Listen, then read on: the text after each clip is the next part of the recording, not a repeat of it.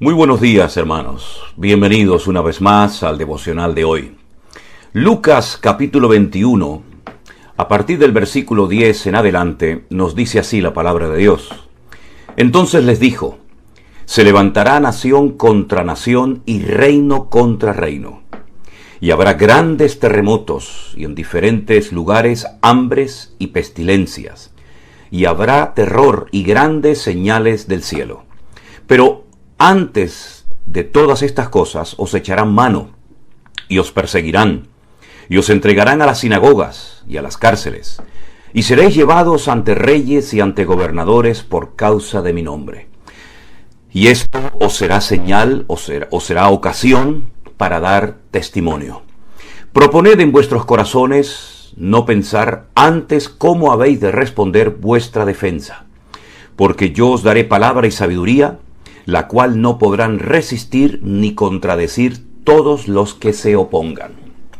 Si usted está verdaderamente interesado en conocer los acontecimientos finales, las cosas que van a suceder en los últimos tiempos, le aconsejo que lea hoy, si puede, todo el capítulo 21 de Lucas y también el capítulo 24 del Evangelio según San Mateo.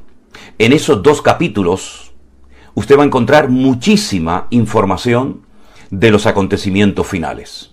Como hemos dicho en otras ocasiones, estas son palabras del Señor Jesucristo respondiendo a una pregunta de sus discípulos, cuando les dijo aquello de: ¿veis todo esto? ¿No quedará piedra sobre piedra que no sea destruida? Entonces 4 de sus discípulos, en el monte de los olivos, se le acercaron y le preguntaron al maestro: ¿cuándo serán estas cosas y qué señal habrá de tu venida? Gracias al Señor que le hicieron esta pregunta al Señor, porque a raíz de esta pregunta Él les da una información extraordinaria que, repito, se encuentra en Mateo capítulo 24 y también en Lucas capítulo 21. Además tenemos el maravilloso y extraordinario libro del Apocalipsis, las cartas de Pablo a los tesalonicenses, también Santiago, Pedro, Juan hablan en sus cartas de la segunda venida de Cristo. Y es que 3/4 partes del material de la Biblia es material profético. No solamente los discípulos, sino también el mismísimo Señor Jesucristo le dio mucha importancia a los acontecimientos finales. El futuro es algo que a mucha gente le perturba, le preocupa, porque como no conocen las Sagradas Escrituras, tienen que recurrir a sistemas totalmente prohibidos por la palabra de Dios, dicho sea de paso. Pero si usted, ya digo, quiere conocer las cosas que van a suceder pronto, de hecho ya han comenzado a suceder muchas de ellas, lea la Biblia, lea la palabra de Dios, y en ella va a encontrar la información correcta y exacta de los acontecimientos finales, por orden, cuándo, dónde, quién, etcétera, etcétera. Ahora bien, cuando estas cosas comiencen a suceder, dice la palabra de Dios que tenemos que tener varias cosas claras. Primero, que nada ocurre por casualidad. Dios está en control.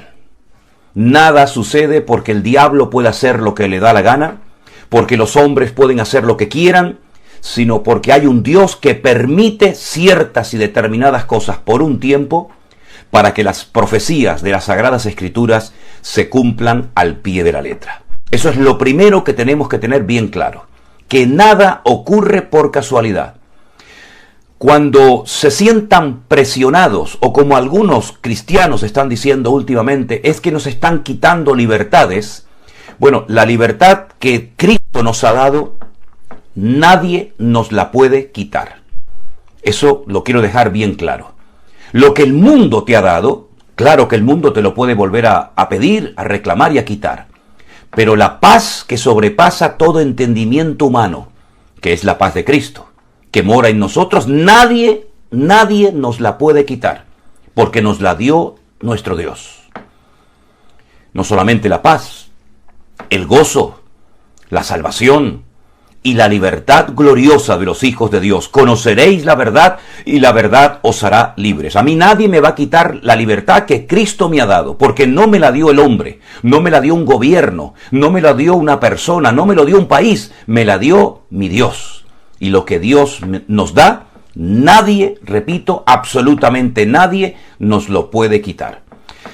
Por otra parte, cuando estemos siendo probados, cuando nos persigan, cuando se metan contra nosotros, hay por ahí un versículo que ustedes conocen perfectamente, palabras del apóstol Pedro, que dice: no os sorprendáis, hermanos, no os sorprendáis del fuego de prueba que os ha sobrevenido, como si alguna cosa extraña os aconteciese.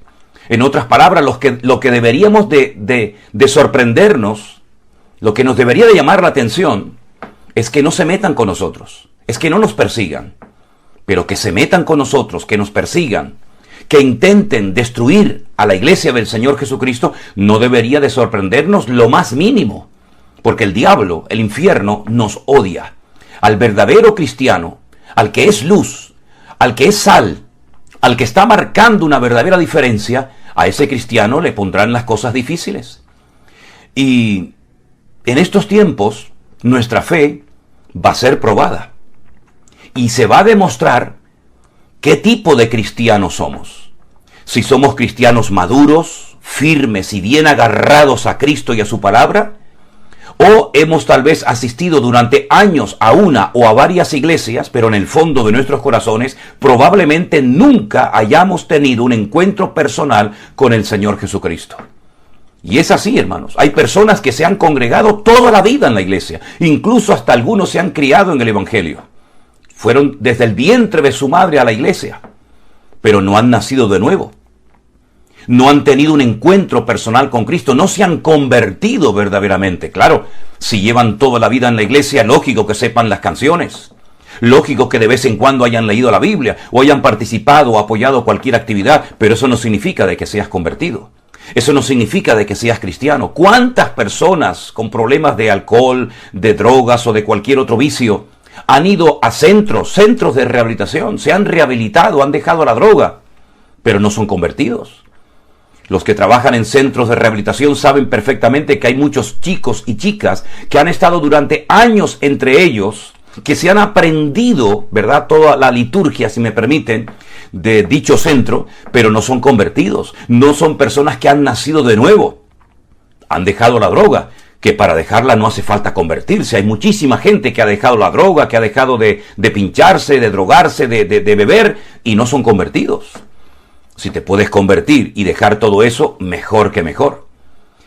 En resumidas cuentas, lo que el Señor quiere es que aprovechemos toda ocasión y toda oportunidad que se nos presente para dar testimonio.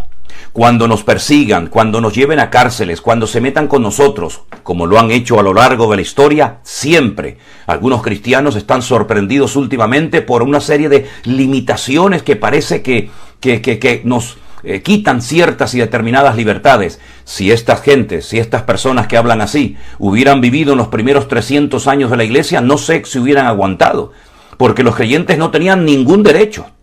Los creyentes, como dice Pablo, eran considerados como la escoria, como la basura del mundo.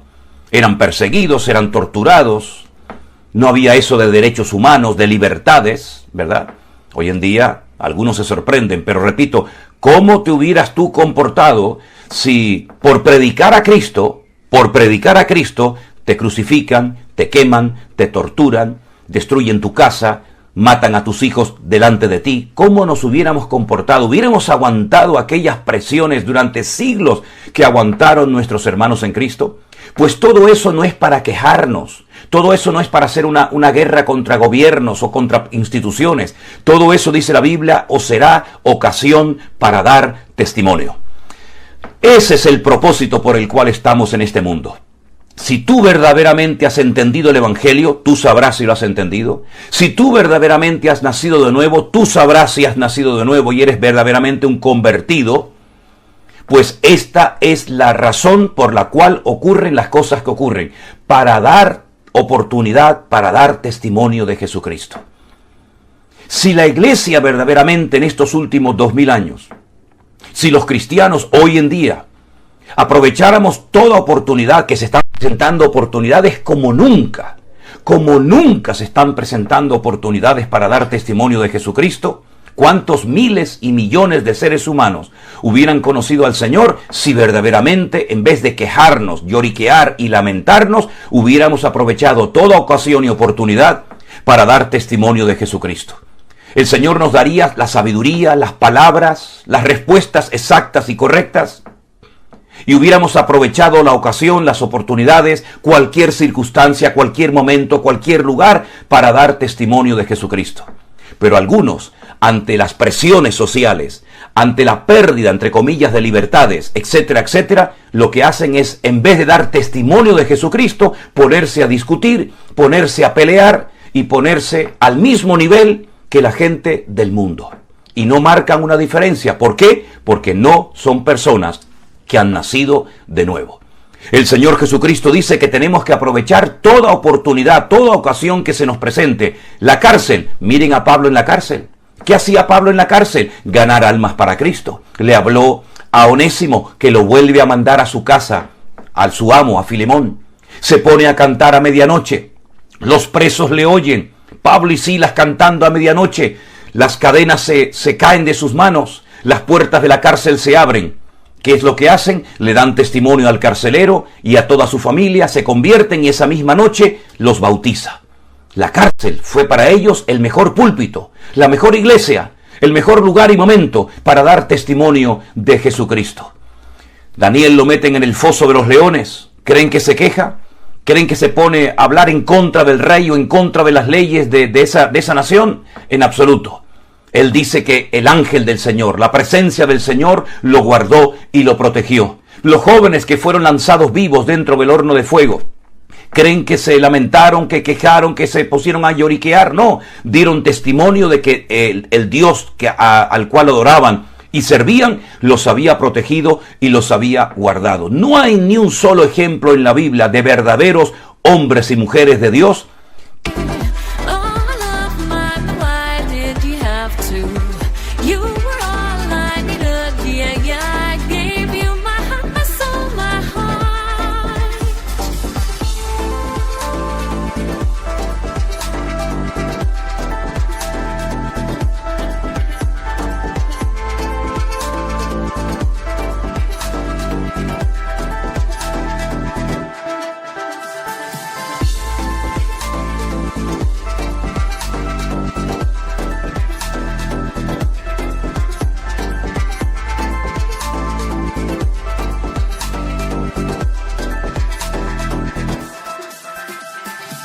Never thought I'd find love like this.